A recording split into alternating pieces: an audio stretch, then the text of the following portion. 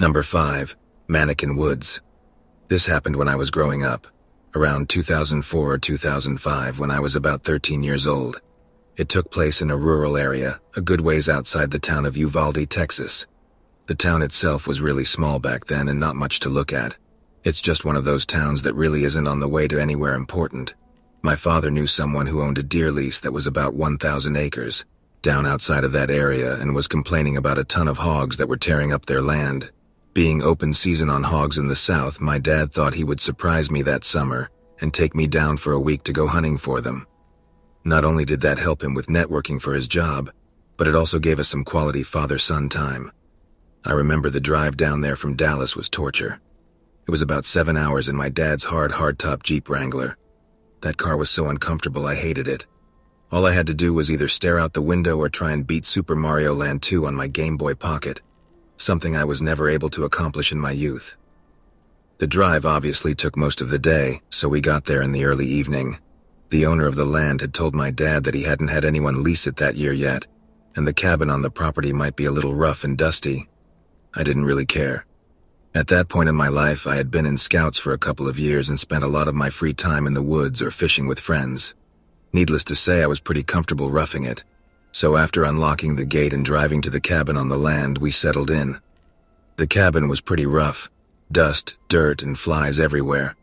I remember that it looked like some raccoons had gotten into the cabin and crapped on the floor. After cleaning up a bit and getting the sleeping bags out and setting up the cots, we decided to sleep. Something about that night was weird. I never was able to get comfortable enough to fall asleep for any restful amount of time. I couldn't put my finger on why, but I had that feeling of being watched. I was finally able to drift off for what I guessed was an hour maybe.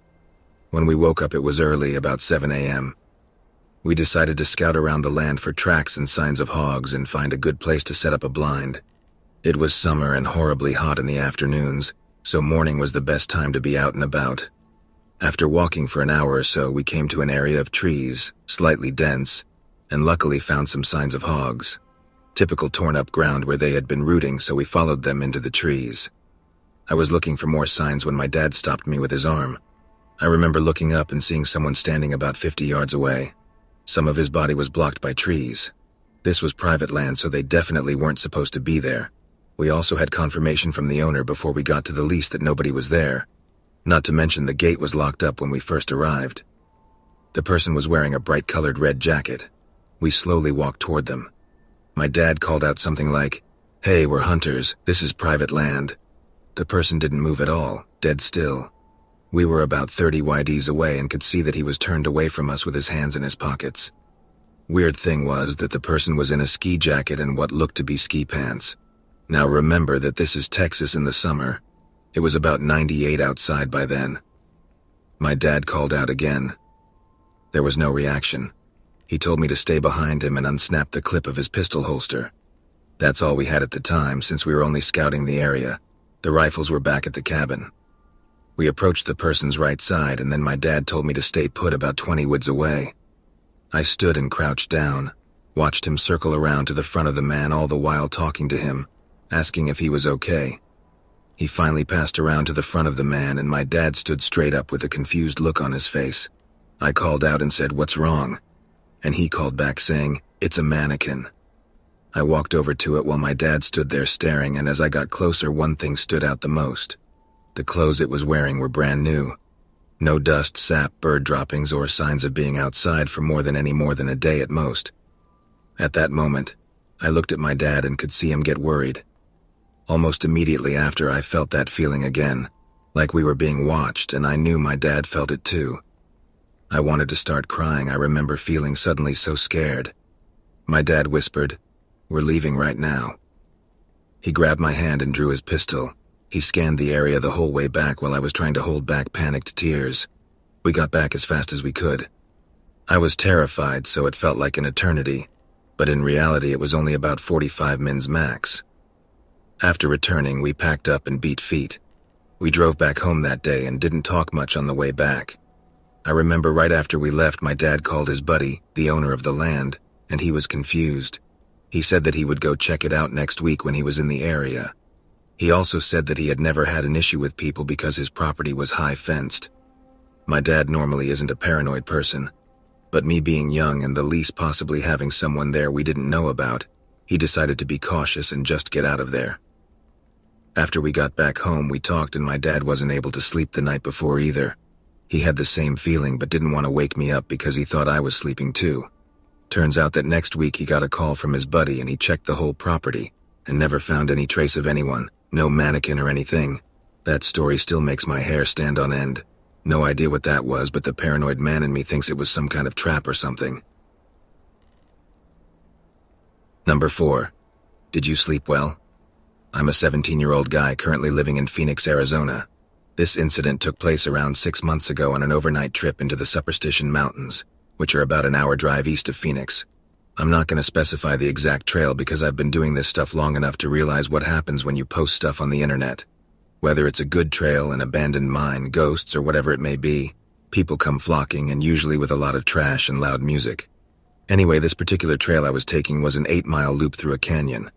A pretty simple in-and-out overnight trip. I had planned to go with my friend, but a last-minute cancel on his part left me on my own. So, with a packed bag and car ready to go, I decided to go on my own. Not leaving the house on time and having some trouble navigating rough forest roads, I didn't arrive at the trailhead until around 5:45, which for those of you who don't backpack, this is something you show 7L'd really avoid. I had about a 4-mile hike until I arrived at my planned camping spot, and it was getting dark fast, so I figured if I moved quick enough I could get at least 2 to 3 miles in before I had to find a spot. This strategy left me hiking a very dark trail on my own with about 15 miles of dirt road between me and everyone else. Hiking in the dark by itself is scary, especially because of where I was and being on my own. Eventually it got so dark that I could only see where my headlamp was pointing, and that's when I figured I needed to stop and get a camp set up.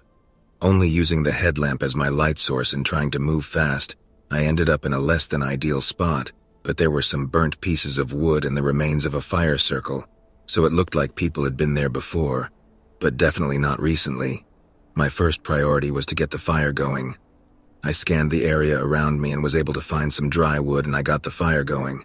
I got my tarp set up and cracked open a can of chili mac I had brought for myself and was very much looking forward to eating it. I was feeling good.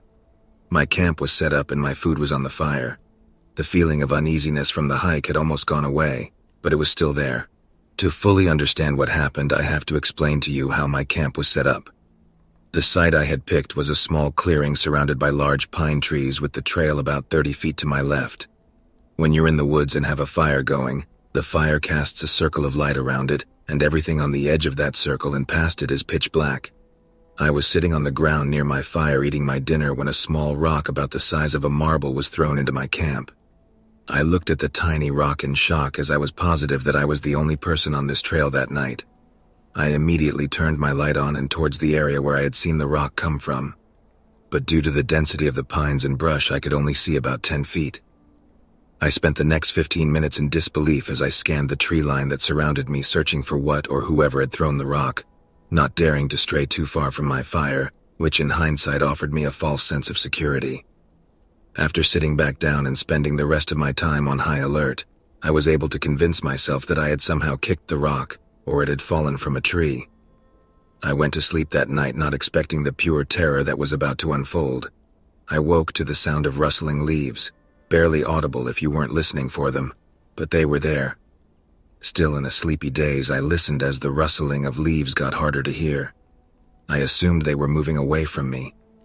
I went to grab my handheld flashlight that I had left next to me when I had fallen asleep. But the more I looked, the more scared I got as I came to realize that it was no longer there. I stood up in my sleeping bag and ducked out of my tarp and looked around.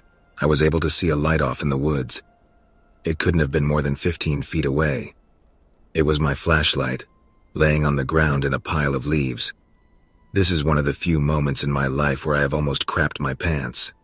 The flashlight that I had left sitting right next to me when I had fallen asleep a few hours ago was now 15 feet away from me past the tree line in the woods. I quickly slipped my boots on, clutching my knife in my other hand and keeping my head on a swivel. I weighed my options. Either stay here and wait out the night or attempt the 3-mile hike back to the car in the dark. I figured that whatever or whoever was out here with me was definitely going to have a better advantage if I was out on the trail without a light. so I decided to stay at the camp and wait out the night there. Eventually it came back. I could hear it walking through the woods. It was far off, but I could hear it. It sounded like someone leisurely walking by, like they were on a stroll without a care in the world. Sometimes it would walk too far away and I would lose the sound of its steps, but then an hour later, maybe two, it would return, still faint as ever. This went on for about 3 or 4 hours until I heard the steps get closer and closer, until they were about 7 feet from me. At this point, the fire had gotten very small as I had run out of wood in my pile. The footsteps stopped and everything went totally silent. I still sat there for 2 hours, clutching a knife in my hand, and prayed that I wouldn't hear anything else. I stayed like that until the sun cast enough light that I could see that I was alone in my campsite. I packed my things and speed-walked the 3 miles back down the trail I had taken. I arrived at the empty dirt road where my car was parked and nearly sprinted to it as I unlocked my Subaru, jumped in and drove and didn't stop until I had put at least 20 miles between me and that place. I stopped at a gas station in Apache Junction to buy a Red Bull, but mostly just to see and or talk to another person. As I exited the store, I was able to read what was written in the dust on the back window of my car. Did you sleep well? Number 3. Unsolved murder case. This encounter happened many years ago and I was very young. It was in 2001 or 2002, and I was 11 or 12 at the time. My uncle was interested in purchasing some land near Red Oak, Oklahoma. I do not know exactly where, but it was several acres in a very remote area. My father, mother, and myself decided to accompany him one Saturday to scope out the property. From our home, it was a little more than a 3-hour drive, but we all love riding in the car. So while it was not going to be the most eventful road trip, we went just to get out of the house. Upon arrival, I remember being very underwhelmed by the place. No houses anywhere near, and hardly even any signs of life at all apart from a few birds. And the wooded area wasn't exactly what I would call picturesque. Still, we parked our car off the road to go explore the woods a little. My uncle was talking about buying the land for hunting, not really my cup of tea. As we walked through the woods, it was a very nice day, but still something felt off. Everyone in our group remarked about the eerie feeling, but my dad and uncle seemed to laugh it off. My mom had goosebumps and kept looking over her shoulder, which made me on edge too. She was very insistent that it was weird and she wanted to leave, saying it felt like she was being watched.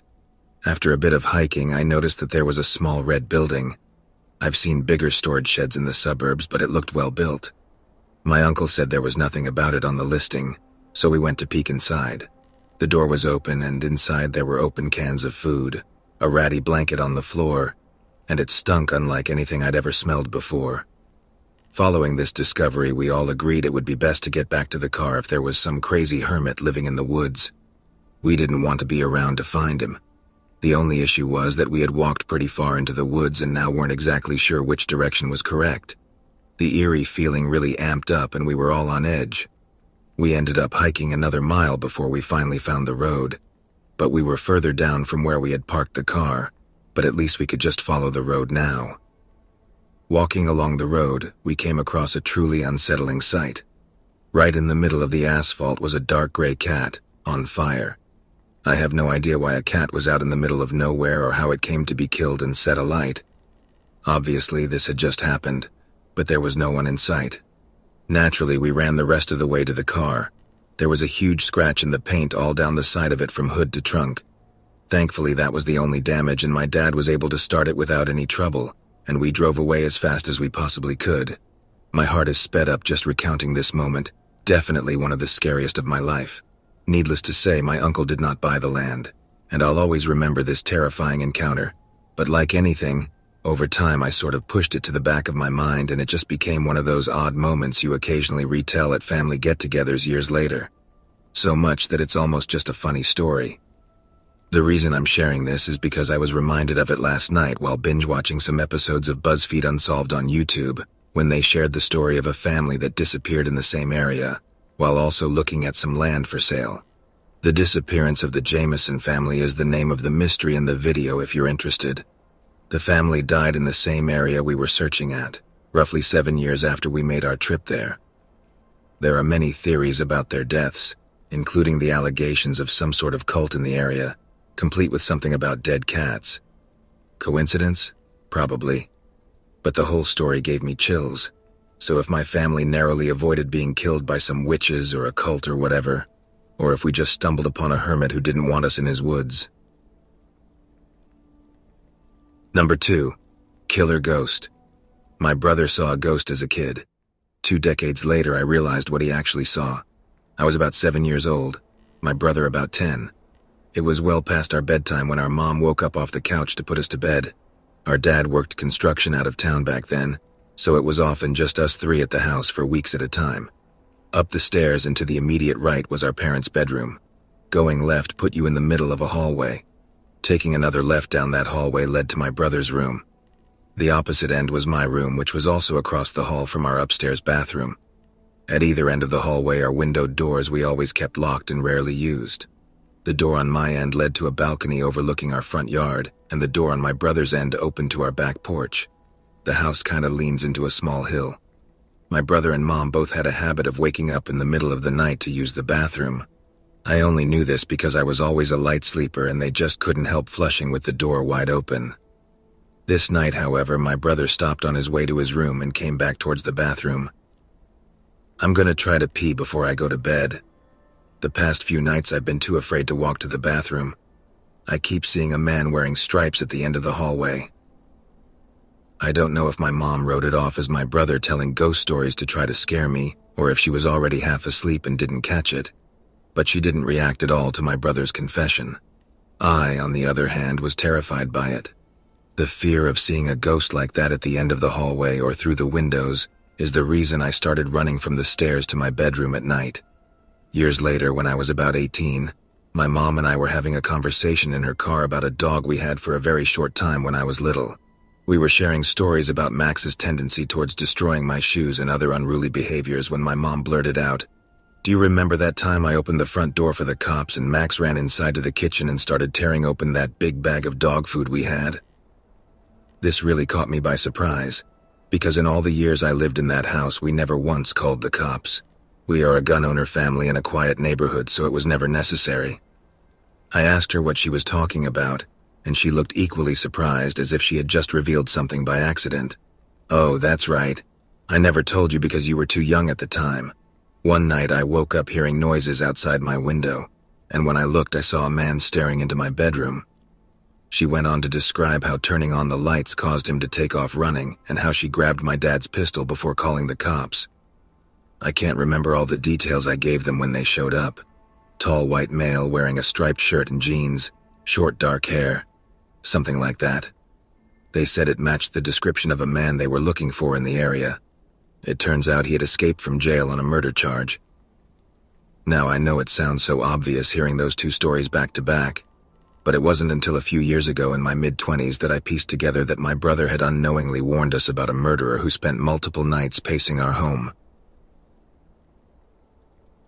Number 1. Hitchhiker murder. So last Friday I had a little time to kill before picking my kids up from school, and it was a gorgeous day, so I decided to spend some time cruising some back roads in my hometown, small rural, listening to music. I passed this guy with his thumb out trying to catch a ride, and I almost picked this guy up. He looked to be in his late 30s, maybe early 40s, carrying a fishing pole and a backpack. Pretty innocent looking, I guess. But see, I'm a lone female, and have been taught by hundreds of hitchhiker gone wrong stories that you just keep driving. So I kept driving. And as I'm driving, I'm having this internal dialogue of guilt about my decision not to pick up this guy.